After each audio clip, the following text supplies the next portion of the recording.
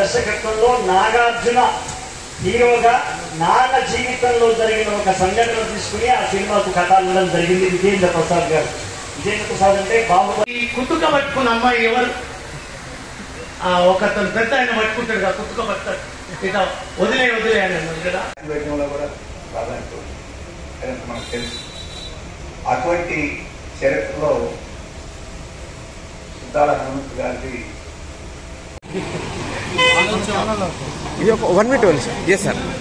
తెలంగాణ సాయుధ పోరాటంలో గొప్ప పాత్ర వహించి స్వయంగా తుపాకులు పట్టుకొని పోరాటం చేసిన కవులు, కళాకారులు వీరందరూ కూడా ఈ పోరాటంలో చాలా గొప్ప పాత్ర. యాదగిరి గారు, రామాంజనేయులు గారు, సిద్ధాల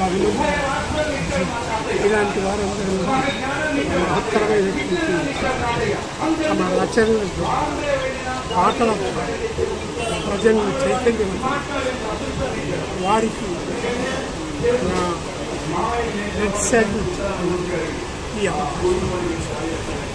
థ్యాంక్ యూ సార్. సురక్ష ఇక్కడ చూశాను.